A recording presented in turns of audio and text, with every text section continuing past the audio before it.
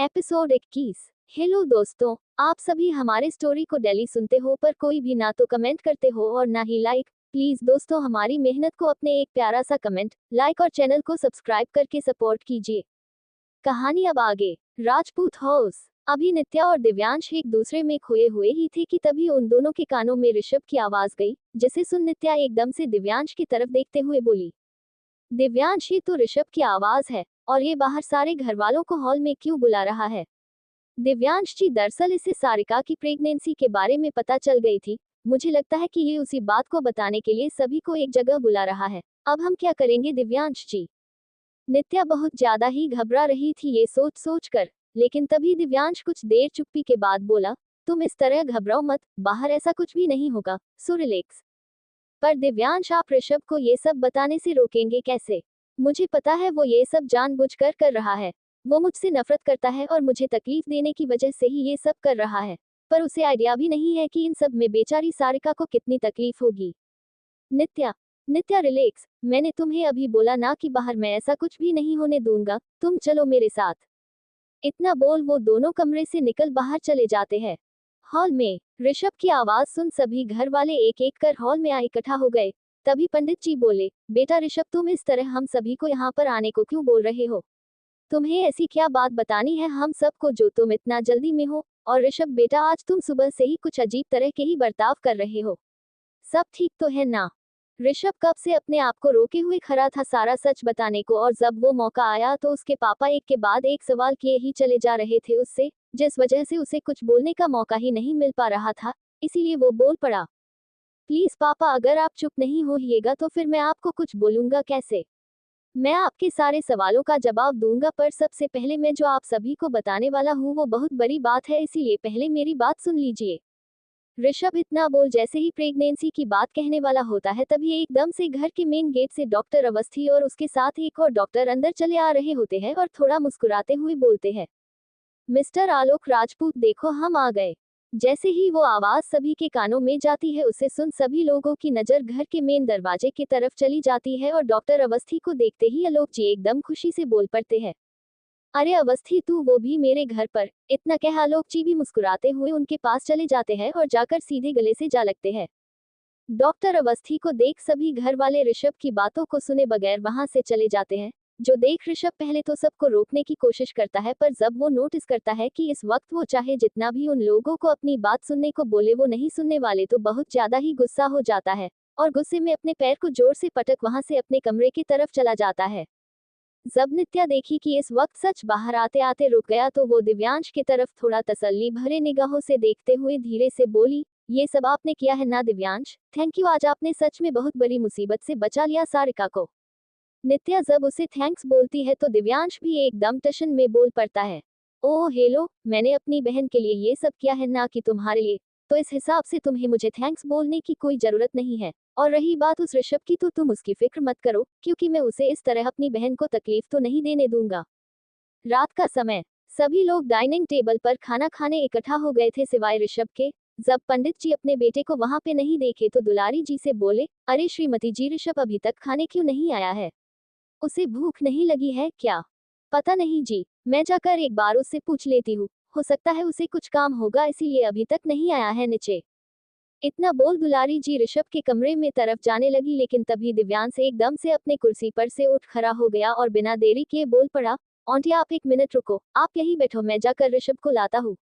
दुलारी जी इतने दिनों से दिव्यांश के घर में रह रही थी, पर अभी तक दिव्यांश अपने तरफ से कभी भी उनसे बात करने की कोशिश भी नहीं की थी, और आज एकदम से वो ये बोला। उन बातों को सुन दुलारी जी थोड़ा हैरान हो गई, पर साथ ही साथ खुश भी थी। क्या हुआ आंटी, आप बैठो, मैं ऋषभ को लेकर आता हूँ।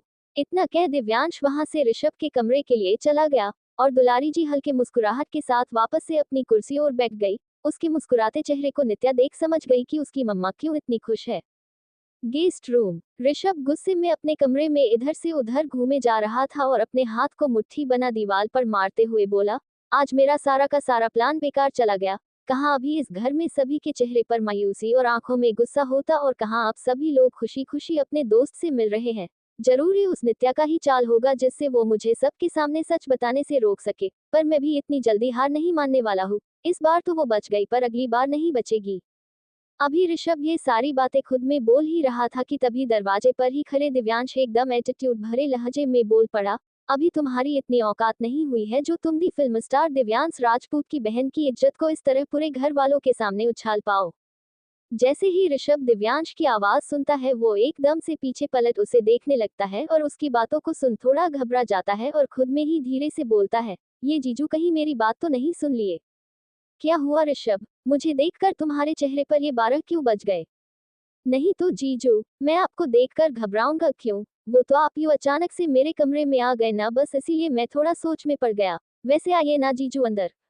ऋषभ बात को एकदम से बदलने की कोशिश करने लगा लेकिन तभी दिव्यांश ऋषभ के पास आ उसके कंधे पर अपना हाथ रखते हुए और ऋषभ के चेहरे को घूरते हुए बोला, तुम्हें क्या मैं कोई बेवकूफ इंसान दिखाई दे रहा हूँ ऋषभ, जो तुम इतने आसानी से बात को ही बदल दिए, वो भी मेरे सामने? दिव्यांश की एक एक शब्द सुनकर ऋषभ के गले सूखे चले जा रहे थे, क्योंकि वो भी ये बात अच्छी तरह से जानता था कि दिव्यांश के सामने उसकी कोई भी हैसियत नहीं है। अगर दिव्यांश चाहे तो वो उसे 1 मिनट में बर्बाद कर सकता है। इसी वजह से वो काफी घबरा रहा था। लेकिन तभी दिव्यांश बोला, देखो ऋषभ, मैं यहाँ पर ना तो तुम्हें डराने और ना ही तुम्हें धमकाने आया हूँ। मैं बस तुमसे ये कहने आया हूँ कि मैं जान चुका हूँ कि तुम सारिका के प्रेगनेंसी के बारे में जानते हो, और आज नीचे हॉल में तुम सबको यही बताने की भी कोशिश कर रहे थे।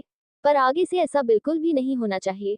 तुम ये बात किसी को भी नहीं बताओगे, बल्कि मैं सही तरीके से अपने घर वालों को ये बात बता दूंगा, पर उस वक्त तक तुम अपना मुंह बंद रखोगे। मुझे उम्मीद है कि तुम्हें मेरी बात समझ में आ गई होगी।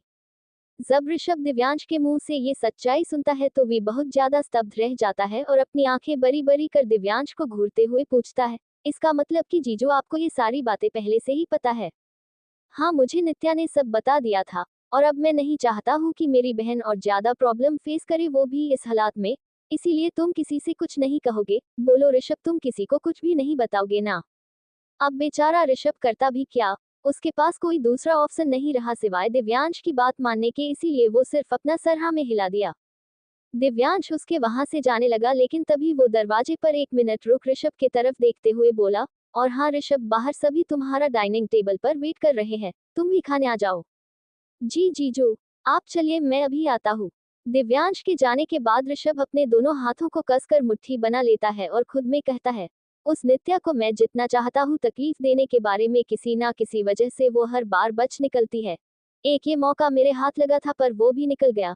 नित्या ने मुझे उस लड़की के लिए मारा, अपने भाई को। कोई बात नहीं नित्या, इस बार तो मैं कुछ नहीं कर पाया, क्योंकि मैं दिव्यांश राजपूत जैसे इंसान से पंगा नहीं ले सकता हूँ, पर जल्द ही मैं तुमसे जरूर अपने थप्पड़ का बदला लूंगा। दिव्यांश का कमरा। नित्या कमरे में बेड के नीचे एक चादर बिछा लेट गई थी और अपनी आंखें बंद कर सोने की कोशिश कर रही थी।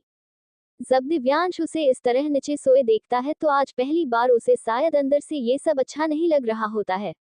इसीलिए वो बेड पर जा बैठते हुए खुद में ही सोचते हुए बोला, मैं नित्या को इतने दिनों से कितना टॉर्चर करता आ रहा था और अब भी कर ही रहा हूँ, पर उस सब के बावजूद भी इसने मेरी बहन का साथ दिया। उसकी हिम्मत बन सबके सामने खड़ी रही। अगर ये चाहती तो मुझसे अपने किए गए हर एक इंसल्ट का बदला ले सकती थी, पर इसने ऐसा कुछ भी नहीं किया। मैंने इस साथ इतना बुरा बर्ताव किया है, उसके बाद भी ये बिल्कुल नॉर्मल बिहेव करती है। अब मैं क्या करूँ? मुझे इसे एक थैंक यू तो बोलना ही चाहिए। दिव्यांश ये सोच तुरंत नित्या से बोल पड़ा, नित्या मुझे तुमसे कुछ बात करनी है, तुम सो गई क्या? जैसे ही नित्या के कानों में दिव्यांश की आवाज गई, खासकर उसके मुंह से खुद का नाम सुन, उसे तो यकीन ही नहीं हुआ कि ये दिव्यांश ही बोल रहा है। इसीलिए एकदम से हैरानी में बैठ के पलट देखते हुए बोली, हाँ मिस्टर दिव्यांश, बोलिए आपको मुझसे क्या बात करनी थी? नित्या ये बोल दिव्यांश के बातों को सुनने का वेट करने लगी लेकिन तभी दिव्यांश बोला, प्लीज अगर तुम्हें नींद नहीं आ रही है तो क्या तुम मेरे साथ ऊपर छत पर चल सकती हो? ये सुन नित्या को बहुत ही अजीब लगा और वो मन ही मन बोली, ये आज मिस्टर दिव्यांश को क्या हो गया है? एक तो ये मुझसे इतनी अच्छी तरीके से बात कर रहे हैं, ऊपर से इनके मुंह से सोच सोच कर शब्द निकल रहे हैं, पर ये मुझे ऊपर छत और चलने को क्यों बोल रहे हैं? नित्या ये सब सोच ही रही थी कि तभी दिव्यांश एक बार फिर से बोल पड़ता है, नित्या क्या हुआ? क्या तुम मेरे साथ छत पर नहीं जाना चाहती हो? नहीं नहीं दिव्यांश, ऐसी कोई बात नहीं है, चलिए मैं चलती हूँ। इतना कह नित्या नीचे से उठ खड़ी हो जाती है और अपने साड़ी को थोड़ा ठीक करते हुए कमरे से दिव्यांश के साथ निकल जाती है।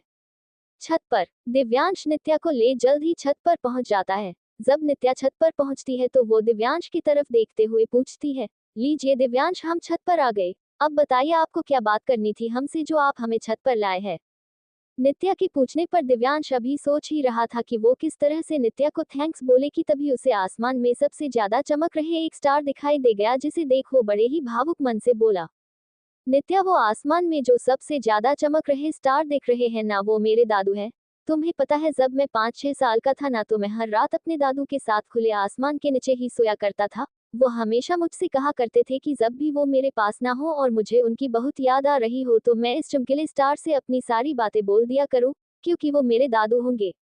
आज जिस तरह से दिव्यांश बिना किसी वजह से इस तरह की बातें नित्या से कर रहा था, तो नित्या को बड़ी हैरानी हुई और वो खुद के मन में बोली, आज तक मैंने जिस दिव्यांश को देखा था वो तो बस खुद के बारे में ही सोचता था। उसे दूसरों की तकलीफ या फिर उसकी प्रॉब्लम से कोई मतलब नहीं होता था। पर आज ये दिव्यांश जी को क्या हो गया है? ये अपने दादू को इतना ज्यादा मिस क्यों कर रहे हैं? आज से पहले तो इनके आंखों में मैंने कभी भी आंसू नहीं देखे थे, तो फिर? नित्या अपनी मन के सवालों को अभी दिव्यांश से पूछने का सोच ही रही थी कि तभी दिव्यांश बोल पड़ा, माँ जानता हूँ नित्या कि तुम इस वक्त क्या सोच रही हो। तुम्हारे मन में यही चल रहा है ना कि आज मैं तुमसे इस तरह ये सारी बातें क्यों शेयर कर रहा हूँ। आज से पहले तो मैंने तुमसे सीधे मुंह बात तक नहीं की, पर आज तुम्हें तुम्हारे नाम से बुला रहा हूँ। यही सब चल रहा है ना तुम्हारे मन में? अब नित्या क्या ही बोलती, बात तो सच थी। उसके दिमाग में यही सारी चीजें चल रही थी। पर फिर दिव्यांश बोला, नित्या मैं जानता हूँ कि मैंने जिस तरह का बिहेव तुम्हारे साथ किया है वो सब बिल्कुल गलत था। और मैं ये भी नहीं कहता हूँ कि तुम उन सब को भूल जाओ, पर मेरे इतने टॉर्चर करने के बाद भी तुम हमेशा मेरे परिवार वालों के लिए अच्छा ही सोचती रही। और मेरी बहन, जिसे इस वक्त एक दोस्त की जरूरत थी, तो उसकी दोस्त बन उसे संभाल ली। ये सब तो एक नेक दिल इंसान ही कर सकता है। आज तक मैंने तुम्हें हमेशा गलत ही समझा। मुझे लगा तुम पैसों की लालची हो, पर मुझे खुद पर बहुत गुस्सा आ रहा है कि मैं तुम्हें समझ ही नहीं आया था आज तक। मेरे दादू हमेशा मुझे एक बात सिखाया करते थे कि जब कभी भी लाइफ में हम सबसे कोई भी गलती हो जाए तो बिना शर्मिंदा हुए हमें उस गलती की माफी मांग लेनी चाहिए। पर ये बात जैसे जैसे मैं बड़ा होता गया शायद भूलता चला गया, पर आज मुझे एहसास हुआ कि दादू ऐसा क्यों बोलते थे। क्योंकि माफी मांग लेने से दिल पर जो एक बोझ रहता है वो कुछ हल्का हो जाता है। और शायद इसी बोझ से छुटकारा पाने के लिए आज मैंने तुम्हें यहाँ बुलाया है। नित्या, मैंने आज तक तुम्हारे साथ जितने भी गलत बर्ताव किए हैं उन सभी के लिए मैं आज तुमसे अपने हाथ जोड़कर माफी मांगता हूँ। मैं ये नहीं कहता हूँ कि तुम मुझे मेरी गलतियों की माफी दे दो, पर क्या मुझे एक मौका दे सकती हो जिससे मैं अपनी गलतियों को सुधार सकूं? हमारे बीच ये शादी जैसा रिश्ता नहीं है, पर नित्या क्या हमारे बीच दोस्ती हो सकती है? क्या तुम मुझे माफ करने की कोशिश कर सकती को? आज तो नित्या को अपनी आंखों पर यकीन ही नहीं हो पा रहा था। हिसाब दिव्यांश के साथ वो इतने दिनों से रह रही थी, उसने तो हर वक्त बस उसे तकलीफ देने की ही सोची थी। पर आज वो उससे माफी मांग रहा है। ये बात एक सपने के जैसे थी नित्या के लिए, लेकिन फिर भी बोल बिना किसी भाव लाए चेहरे पर बोली, प्लीज दिव्यांश, आपको मुझसे माफी मांगने की कोई जरूरत नहीं है। और अगर सच कहूँ तो मैं इस वक्त आपको माफ नहीं कर सकती हूँ। मैं वो सब इतनी आसानी से नहीं भूल सकती हूँ। नित्या इतना बोलते बोलते रुक गई, पर उसकी आंखें आंसू से पूरी तरह भर गई थी। ये देख दिव्यांश बोला, ठीक है नित्या, मैं तुम पर प्रेशर नहीं दूंगा कि तुम मुझे माफ ही कर दो, पर मैं भी अपनी तरफ से पूरी कोशिश करूंगा कि मैं तुम्हारी माफी पा सकूं। अब मैंने तुम्हारे साथ गलत ही इतना किया है कि वो सब इतनी आसानी से भूलना भी तो मुश्किल ही है, पर फिर भी मैं अब से तुम्हारा एक सच्चे दोस्त बनने की कोशिश करूंगा। दिव्यांश का जब बोला हुआ हो गया तो नित्या बात को बदलते हुए बोली, दिव्यांश जी, अभी के लिए अब हम इस टॉपिक पर बात नहीं कर, सारिका के बारे में बात करते हैं। क्या आपने उससे बात की, उन्हें बताया कि आप सब कुछ जान चुके हैं और उससे गुस्सा नहीं है? नहीं नित्या, अभी तक मुझे सारिका से बात करने का मौका ही नहीं मिल पाया। पर हाँ, मैंने ऋषभ को समझा दिया है, और मुझे अब नहीं लगता है कि वो किसी के भी सामने ये सच लाने का कोशिश करेगा। पर दिव्यांश, हमें जितनी जल्दी हो सके उतनी जल्दी ये बात अब सभी घर वालों को बतानी होगी, और उन्हें समझाना भी होगा कि वो इस वक्त सारिका का सपोर्ट बने। तुम ठीक बोल रही हो नित्या, मैं कल ही सारिका से पहले बात करता हूँ, उसके बाद सभी को बताऊंगा। ठीक है दिव्यांश जी, फिर मैं अब नीचे जाती हूँ, आप ही चलकर सो जाइए। इतना कह नित्या दिव्यांश को वहीं छोड़ खुद नीचे जाने के लिए बढ़ने लगी। लेकिन अभी वो कुछ कदम ही चल पाई थी कि तभी गलती से उसके पैर मुड़ गए और उसके पैरों में बहुत तेज दर्द होने लगा, जिस वजह से वो वहीं छत पर बैठ गई, क्योंकि वो 1 मिनट के लिए भी खड़ी नहीं रह सकी। नित्या को इस तरह से दर्द से कराहते देख दिव्यांश दौड़कर उसके पास आकर बैठते हुए हड़बड़ा कर पूछा, नित्या क्या हुआ तुम्हें? तुम इस तरह से बैठ क्यों गई? तुम्हारे पैर में चोट लगी है क्या? दिव्यांश जी, लगता है शायद मेरे पैर में मोच आ गई है, बहुत दर्द हो रहा है। अच्छा तुम 1 मिनट रुको, मैं देखता हूँ। इतना कह दिव्यांश नित्या के पैर को अपने दोनों हाथों से पकड़ उसे ठीक करने की कोशिश करने लगा। लेकिन तभी नित्या झट से अपने पैर को दिव्यांश से हाथों से छुड़ा बोलती है, ये आप क्या कर रहे हैं दिव्यांश, प्लीज मेरा पैर मत छुइए, मैं ठीक हूँ। अच्छा, और जरा मुझे बताओ तो तुम ठीक हो तो फिर इस तरह यहाँ पर बैठ क्यों गई हो? देखो नित्या, मैं समझ सकता हूँ कि तुम्हें मेरा इस तरह से छूना पसंद नहीं है, पर मेरी बात समझो, इस वक्त तुम खुद से खड़ी नहीं हो सकती हो, मुझे हेल्प करने दो। दिव्यांश इतना बोल एक बार फिर से नित्या के पैर को छू उसके मोच को ठीक करने की कोशिश करता है। वैसे तो नित्या को ये बिल्कुल भी अच्छा नहीं लग रहा है, पर वो फिर भी दिव्यांश को अपना पैर छूने दी। कुछ देर तक अंदाजा से मोच को ठीक करने की कोशिश करने के बाद जब दिव्यांश को लगा कि ये ऐसे ठीक नहीं होने वाला है तो वो बोला, नित्या मुझे नहीं लग रहा है कि तुम्हारी ये मोच ऐसे ठीक होगी, मैं एक काम करता हूँ, तुम्हें नीचे ले जाकर इस पर स्प्रे लगा देता हूँ, उससे ये मोच खुद ब खुद ठीक हो जाएगी। ठीक है, चलिए मैं चलती हूँ। नित्या इतना बोल खुद से उठने की कोशिश करने लगी, लेकिन तभी दिव्यांश अपना हाथ उसके तरफ बढ़ाते हुए बोला, नित्या तुम मेरा हाथ पकड़ लो, क्योंकि इस वक्त तुम खुद से नहीं चल सकती हो। नित्या भी बिना कुछ बोले दिव्यांश के हाथ को थाम उठ खड़ी हो गई, पर जब वो चलने की कोशिश की तो एकदम से लड़खड़ा कर नीचे गिरने ही वाली होती है कि तभी दिव्यांश झट से उसे अपने दोनों हाथों से कस कर पकड़ लेता है, जिससे वो गिरने से बच तो जाती है, पर इस सब में वो दिव्यांश के सीने से सटी हुई होती है। यह एहसास होते ही नित्या एकदम से दिव्यांश के सीने से हट जाती है और अपनी नजर को नीचे कर बोलती है, थैंक यू मुझे गिरने से बचाने के लिए। नित्या देखो, मैं जानता हूँ अभी मैं जो करने वाला हूँ उससे तुम बहुत गुस्सा होगी, पर इस वक्त यही सही है, इसीलिए मुझे करना ही होगा। इतना बोल दिव्यांश बिना नित्या के बातों को सुने उसे झट से होने गोद में उठा लेता है। जैसे ही नित्या ये देखती है वो एकदम से स्तब्ध रह जाती है और हड़बड़ाते हुए बोलने लगती है, दिव्यांश जी ये आप क्या कर रहे हैं? प्लीज मुझे नीचे उतारिए, मैं खुद ही चली जाऊंगी, प्लीज उतारिए मुझे। नित्या बोले जा रही थी और दिव्यांश उसकी बातों को अनसुना किए बस अपने कमरे की तरफ उसे गोद में उठाए बड़े चले जा रहा था। जब वो अपने कमरे में पहुंचा तो नित्या को आराम से बेड पर बिठाते हुए बोला, मैं जानता था कि अगर मैं तुमसे हेल्प के लिए पूछूंगा तो तुम मेरी हेल्प लेने से रही, इसीलिए मुझे तुम्हें इस तरह बिना तुम्हारी मर्जी के उठा कर लाना पड़ा। तुम एक मिनट रुको, मैं स्प्रे लेकर आता हूँ। इतना बोल दिव्यांश तुरंत बेड के साइड में रखे टेबल के ड्रॉ को खोलते हैं और उसमें से स्प्रे का बोतल निकाल नित्या के पैर पर उस स्प्रे को लगाने बैठ जाता है। पर जैसे ही वी इस बार नित्या का पैर छूता है नित्या को बहुत ज्यादा गुस्सा आ जाता है और वो एकदम से गुस्से में अपने पैर को समेट बोलती है, आप समझते क्या है दिव्यांश, खुद को क्यों कर रहे हैं आप ये सब?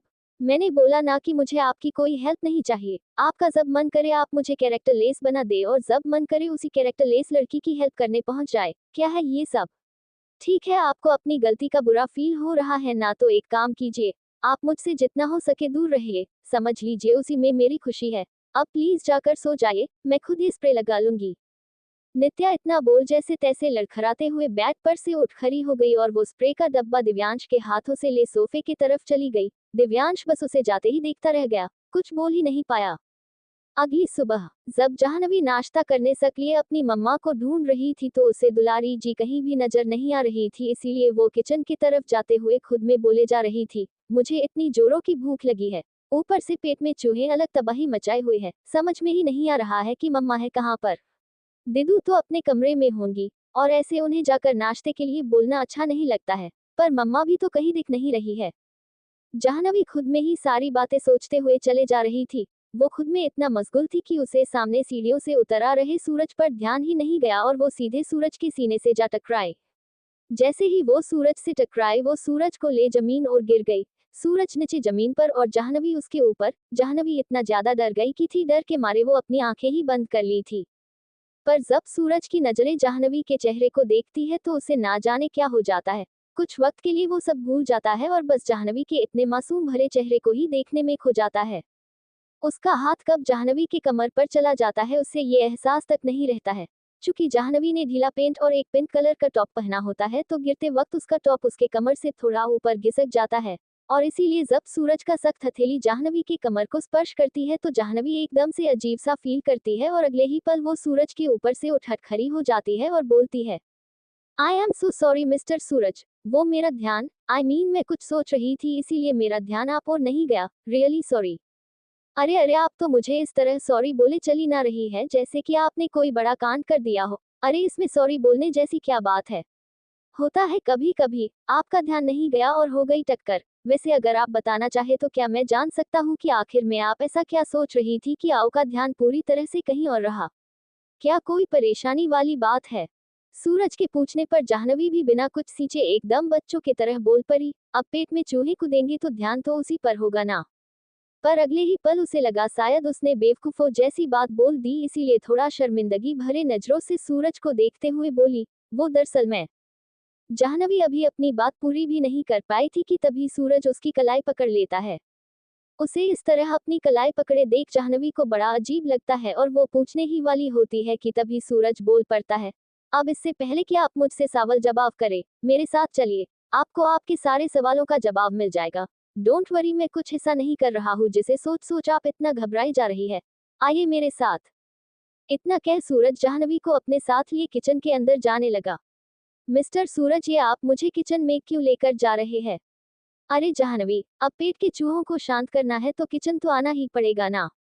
जैसे ही जाह्नवी ये सुनती है वो एकदम से बड़ी बड़ी आंखें कर सूरज के चेहरे को घूरने लगती है। तो दोस्तों, आज के इस एपिसोड में बस यही तक। आगे की कहानी को हम अगले एपिसोड में सुनेंगे।